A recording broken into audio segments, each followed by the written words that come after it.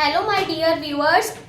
My name is Tanu Saraswat, and I am going to begin conversation with him, Mr. Naveen Bansal, and with her, Khushi Bansal. So, my first question is to you. Please introduce yourself.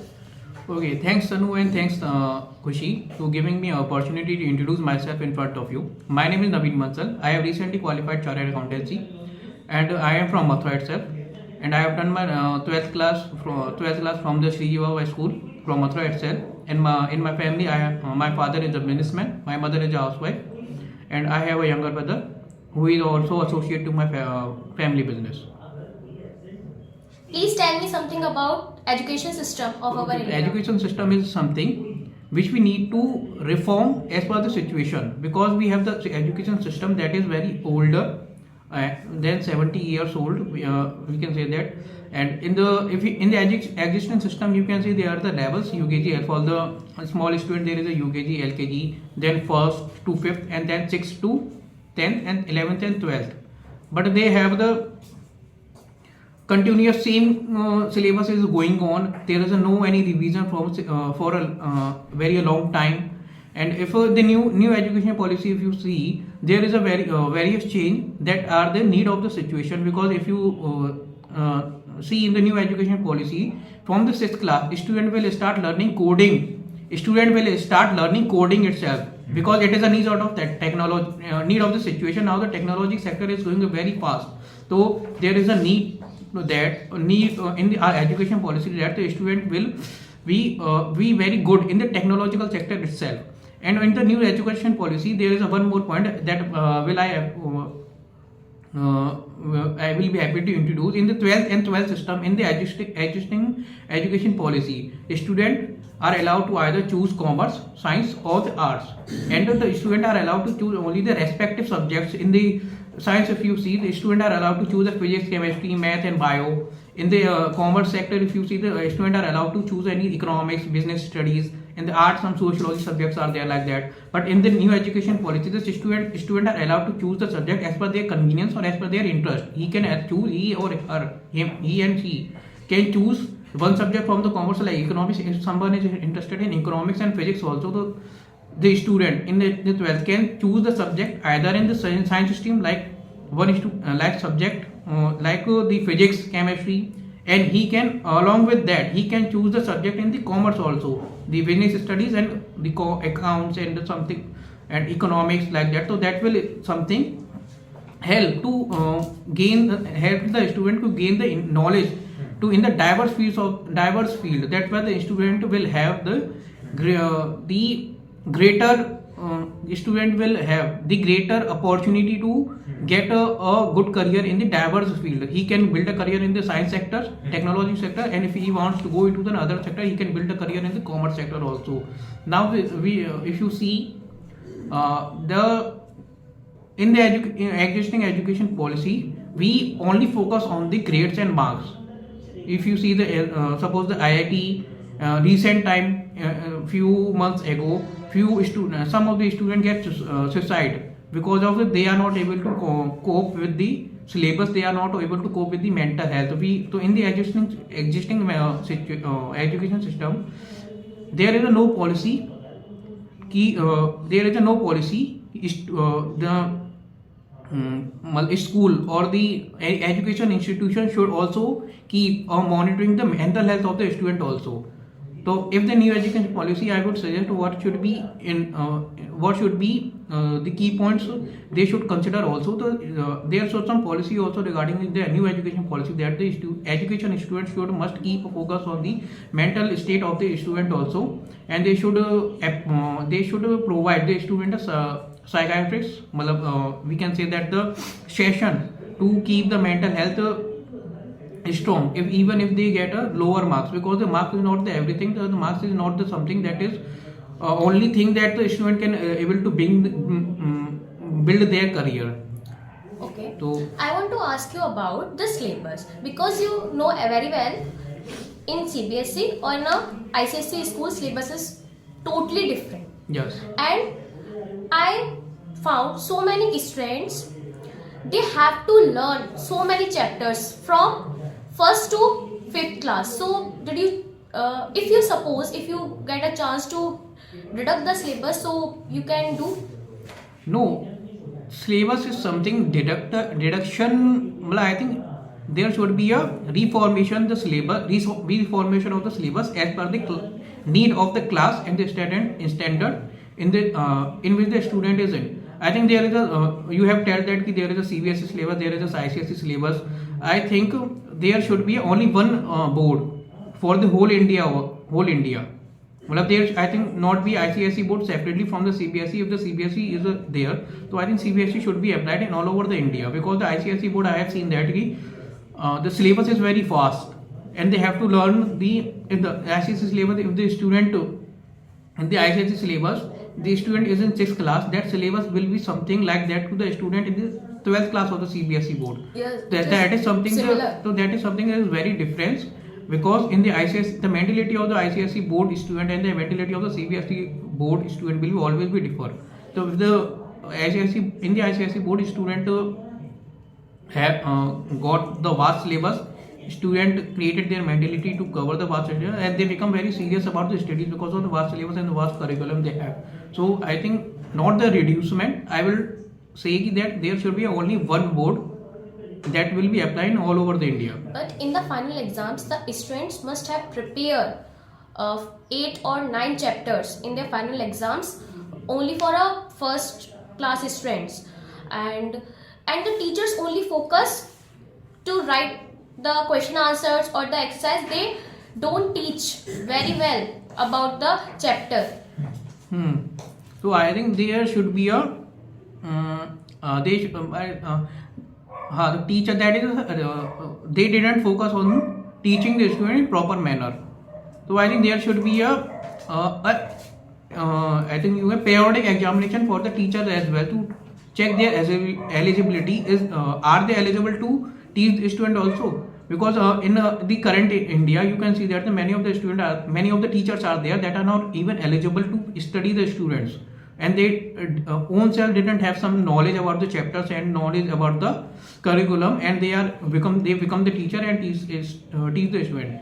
But we can solve this problem because if the CBSE introduce a periodic examination for the teacher as well. After suppose the CBSE can hold the examination for the teacher for their respective subject after the 3 years. So that's why they keep upgrading yourself. Teacher can keep upgrade yourself, and it becomes an eligibility test for the teacher as well. Are they eligible for or not? If the teachers are not eligible, they can go for the training session, and after that the re-examination where they qualify the examination. When they prove their eligibility to become, they are proper, they have the proper knowledge about the subject which they taught. So then teacher should be allowed to teach in the school. So I think there is no any type of the examination for the teacher. That's why the teacher becomes so much lazy, and teacher are not interested to study to teach the student, and they are not even himself keep up. They didn't keep updated himself updated. So I think because of this, by introducing such a reformation, we can solve this problem. Yes, you are correct. Since you are a chartered accountant, so I have heard about it that it is very tough. People are not able to crack it. So what are your views in it? Yeah, it is a very tough examination. I think this is the one of the tough examination which is counting in. This is counted as one of the tough examination in India. One of the toughest examination. This is counted as one of the toughest examination in the India itself. And okay, so I will give us some orientation about the CS curriculum. Okay, after you have cleared the 12th, you have to clear the foundation examination. They are the several subject. They are the 4 or 5 subject in the foundation, like accounts, English communication, math, stats, economics, and writing skills. Something I forgot the name. After that, you have, if you have cleared the foundation exam, you have to go to the next level is intermediate level examination. They are the 8 subjects, and they are you can give the 8 subjects all together, and you can give the 4 subjects by group 1 and group 2 separately. In the group 1 subject, you will see the accounts, law, cost, tax, financial management, auditing. So that is something. So the result of that IPC intermediate examination is very low, because there is a competition is very higher. All over the students from all over the India participate. They participate and Take participation. and only a few students will able to crack this examination. After that, you have to go through a 3 years of internship. Only CA examination in India is only the CA examination is that provides internship to the student before clearing the examination. Before you get the degree, you will be have a 3 years of experience what they actually CA do. You will be having an experience of the income tax return filing. You will be having an experience of the auditing. You will be having the experience of the tax auditing. You will be having the experience of the TDS and TCS. You will be having the experience of the accounting and GST, that is a new itself. So after that, you have cleared your 3 years of articles. Then you have to you will be eligible to appear the final examination.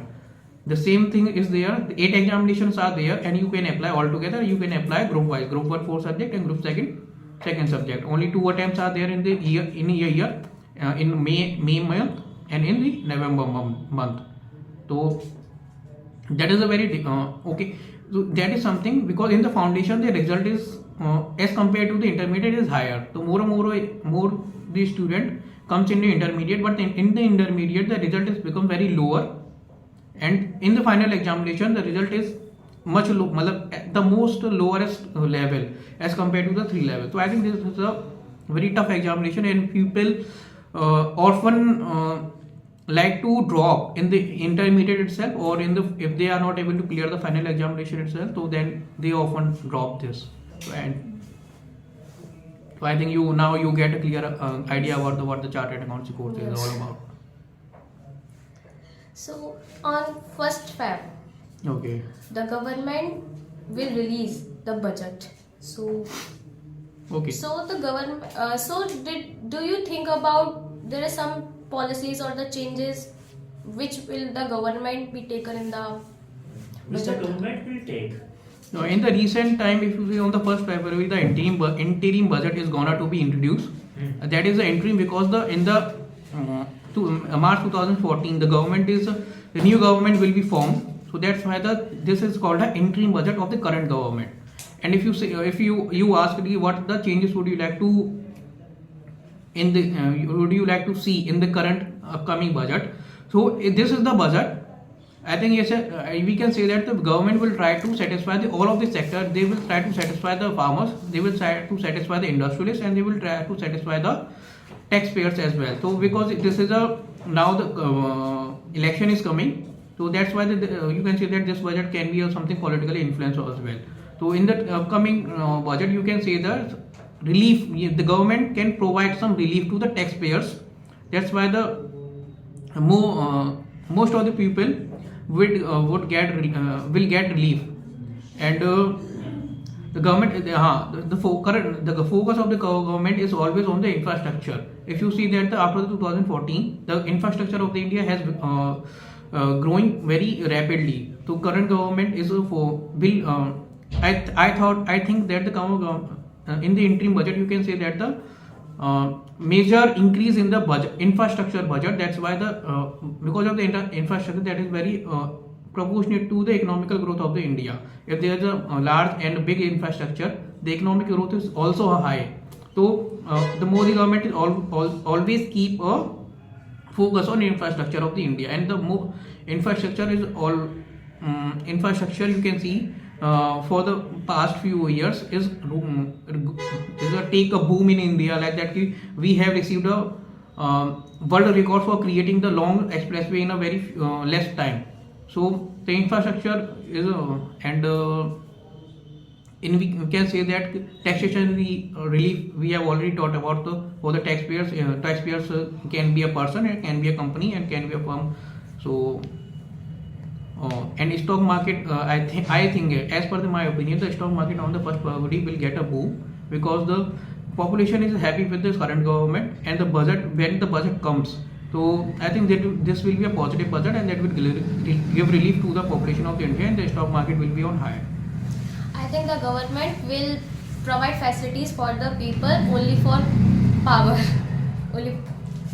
Only to get votes. You are saying that. I told that this budget can be a politically influenced also. So what is the importance of dress code? Okay, dress code is something that becomes bring the uniformity in each and every class of the population. If you see in school, if there will be a no dress code, the higher income the student whose parents have the higher income, they will come to school wearing a expensive clothes like jeans, t-shirt, and but the student on the other part, if you see the student whose parents have the lower income, they are not able to afford that. They are not able to afford such kind of a stuff that the other students are other students are coming with.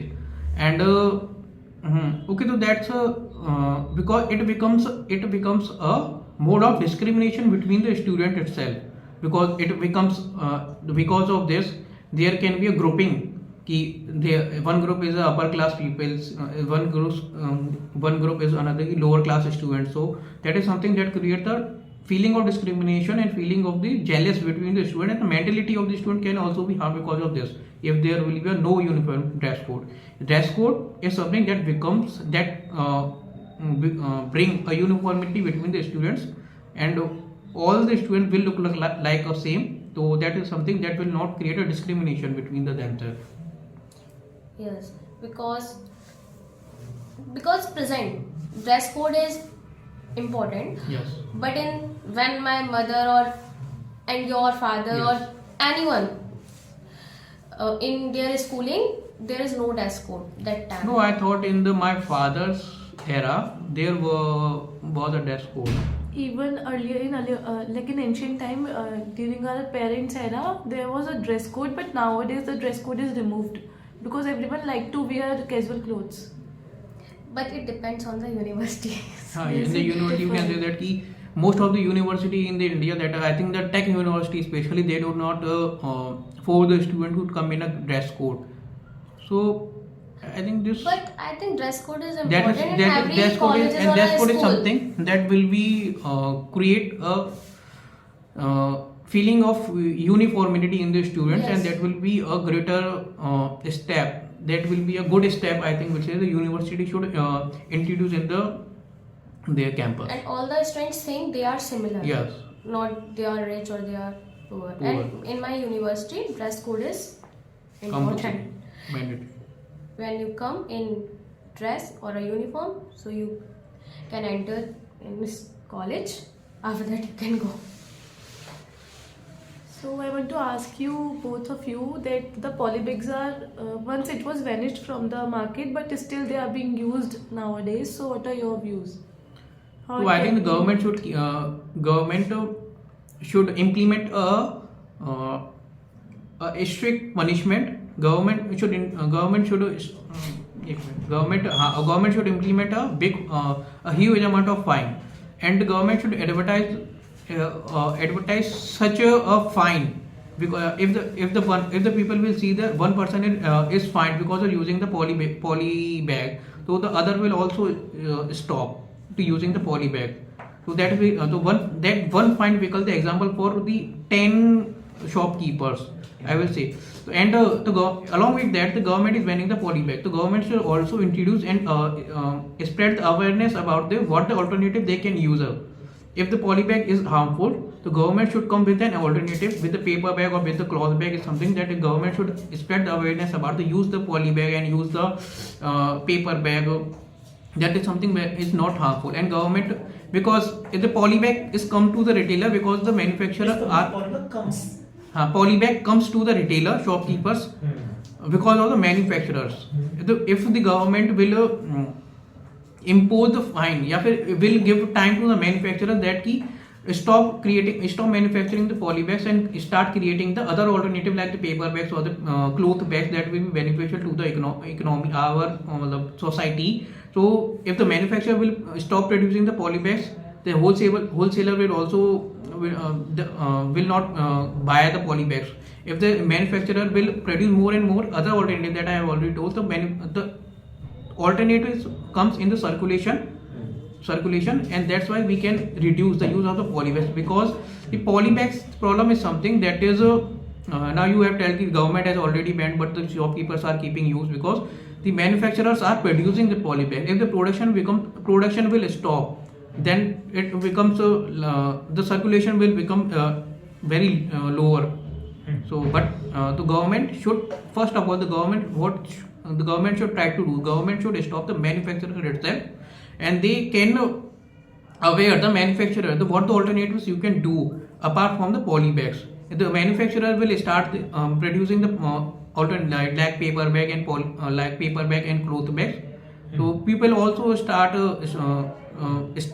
people will also stop using the poly bags because it will be not available in the market itself, because if and no one will produce, so availability will become very zero. Okay, fine. In this video, that was it. Fine. You had a nice conversation and he answered nicely. And I hope or I believe he was able to answer your most of the questions, right? So that was good. Thank you so much.